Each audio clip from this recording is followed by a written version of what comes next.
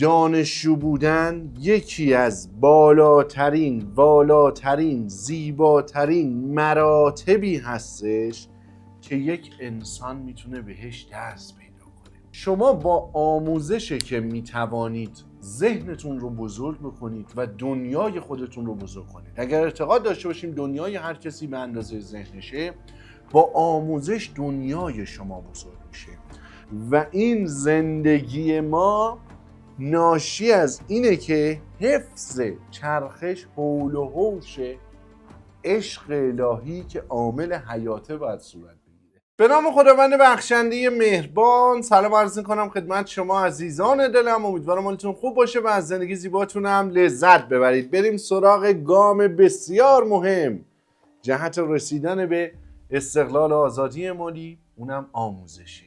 به به، دانشجو باشیم. از نظر بنده دانشجو بودن یکی از والاترین زیباترین مراتبی هستش که یک انسان میتونه بهش دست پیدا کنه. دانشجو بودن معطوف به دانشگاه و مدرسه نمیشه. زمانی که ما میایم مراتب تحصیلی رو، تحصیلات آکادمیک رو به صورت دانشگاهی طی می‌کنیم و فارغ التحصیل میشیم در یک رشته حرفه‌ای و به انتهای موفقیت تحصیلی در اون رشته میرسیم که دکترای یک رشته تحصیل رو میگیریم، باز هم زمانی که فارغ التحصیل میشیم باید دانشجو باشیم. فقط دیگه باید خودمون استاد خودمون و خودمون شاگرد خودمون باشیم. باید در زمینه‌های مختلف دائما من دانشجو باشم. این که صرفاً در زمینه حسابداری که کار منه، تخصص منه، زندگی منه، سرمایه گذاری منه، نباید صرفاً در این زمینه من متخصص باشم. باید تلاش بکنم. اینو با طلا بنویس. دکترای زندگی هم بگیرم. باید تلاش بکنم من بتونم تو زندگی هم سیکل بگیرم، دیپلم بگیرم، لیسانس بگیرم، فوق لیسانس و دکترا بگیرم. باید مسیر رشد شخصیتیم رو طی بکنم، دائم خود بهتری نسبت به دیروزم داشته باشم. تا به امروز به این مهم رسیدم که یک لیاقتی میخواد دانشجو بودن که هر شخصی خودش میتونه خودش رو از این قضیه محروم بکنه.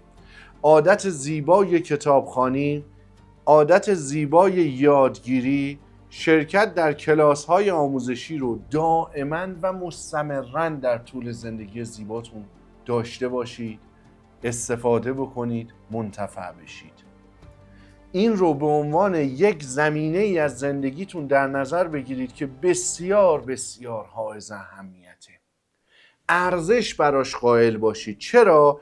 چون آموزش در واقع یعنی سرمایه گذاری کردن. بنویس، کجا رو نگاه میکنی؟ روی خودم. آموزش یعنی سرمایه گذاری کردن روی خودم.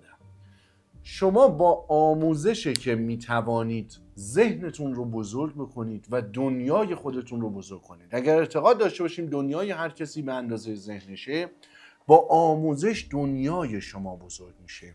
با یادگیری و فراگیری مطالب جدید تخصص پیدا میکنید. زمانی که در یک رشته تحصیلی شروع به یادگیری میکنید، مراتبی که دیگران تا به امروز طی کردن و آگاه شدن و دانا شدن رو متوجه میشید و زمانی که میخواید فارغ التحصیل بشید باید تز دکترا بدید. در تز دکترا انتهای محل موفقیت شما باید چیزی رو به اون علم اضافه بکنید. پس چقدر قشنگه که من در طول زندگی زیبام بتوانم چنان دستاوردی داشته باشم که در یک حرفه و رشته چیزی رو به بشریت اضافه بکنم که نتیجه تراوشات ذهنی منه. هرچی شما داناتر و آگاهتر باشید، ذهن قویتری دارید، تواناترید و شما قطعاً وضعیتتون وضعیت بهتریه. من اینجا دانایی رو به دو بخش تقسیم میکنم. بخش عقلی، هر کسی ذهنش بیشتر کار میکنه، جسمش کمتر کار میکنه. هر کسی ذهنش کمتر کار بکنه، جسمش باید بیشتر کار بکنه. هر کسی ذهنش بیشتر کار میکنه، بهتر کار میکنه، درست‌تر کار میکنه، تصمیم گیری درست انجام میده، مسیرهای درستی رو انتخاب میکنه، آدم موفق تریه. هر کسی در زندگی مراتب انسانیت رو درست طی میکنه، چشم دلش روشن میشه، دروس زندگی رو میآموزه، انسان بودن رو میآموزه، به ثروت واقعی میرسه. ثروت واقعی فقط موفقیت‌های مالی نیست. ما در مسیر 7 گام تا آزادی مالی، استقلال مالی، تمام تلاشمون در کنار گام‌هایی که همزمان و توأماً داریم انجام میدیم جهت رسیدن به مقصود نهایی اینه که پله پرتابی جهت رسیدن به موفقیت زندگی اصلی باشه. موفقیت اصلی من، دستاورد اصلی من در زندگی اون خودشناسی است، اون توانایی من، استعداد خودم رو پیدا کردم. پس آموزش منجر به این میشه که من خودم رو بیشتر بشناسم. پس من نباید فقط تو حوزه تخصصی و کارم مکانیک، پزشکی، وکالت، روانشناسی، باید روانشناسی رو، خودشناسی و دیگران شناسی رو به عنوان یک علم جهت توسعه فردی و دستاورد مهم زندگیم در دستور کارم داشته باشم. دائم کتابای انگیزشی بخونم، کتابای موفقیت بخونم، الگوهای موفقیت رو ببینم کیا بودن. دائم در خصوص تاریخ هر چیزی نشون میده چی شده به اینجا رسیده. تاریخ مطالعه بکنم. باید نجوم رو بخوانم تا بزرگ فکر کنم. منی که روی کره زمینم، کره زمین نقطه کوچکی در منظومه شمسی نقطه کوچکی در کهکشان راه شیری، نقطه کوچکی در عالم هستی، سر 1 متر 2 متر. دل انسانی رو نشکنم، انسانی رو ناراحت نکنم، خدای نکرده سر کسی رو کلاه نذارم. دستاورد من مسائل مادی نباشه که قابل سنجشه با ریال و پوند و بات.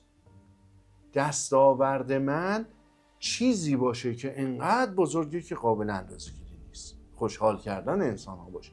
پس یه چیزی که دستاوردش بزرگه، قابل اندازه‌گیری نیست رو از بین نبرم، چیزی که دستاورد کوچکی داره و قابل اندازه‌گیری به دست بیارم.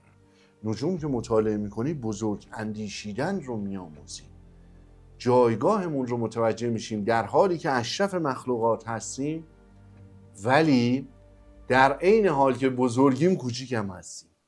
نجوم رو که مطالعه بکنی متوجه میشی که خورشید دائم در حال حرکته و تمام سیاره ها به دور خورشید دارن میچرخن و این زندگی ما ناشی از اینه که حفظ چرخش حول و حوش عشق الهی که عامل حیاته باید صورت بگیره. نجوم که میخونی، در باب طبیعت که میخونی، اطلاعات به دست میاری، به قوانین زندگی آشنا میشی، در حکمت زندگی عالم میشی، آگاه میشی، اصول زندگی رو میآموزی و از اون اصول تخطی نمی کنی و احترام میذاری، آریگاتو گوزایماشتا، که مطابق این اصول بتونی زندگی بهتری داشته باشی. بنابراین هر آنچه در باب آموزش بگویم کم است. من علاقه دارم منطق رو میخونم تا از عقلم بتونم بهتر استفاده بکنم، خطای ذهنیم رو بتونم متوجه بشم. علاقه‌مندم در باب فلسفه بخونم تا بیشتر تفکر کنم. علاقه‌مندم شعر بخونم، خاطره بگم، با همه مردم شهر زیر باران برم. شعر بگم، خاطره بگم، شعر بخونم، کیف کنم، لذت ببرم.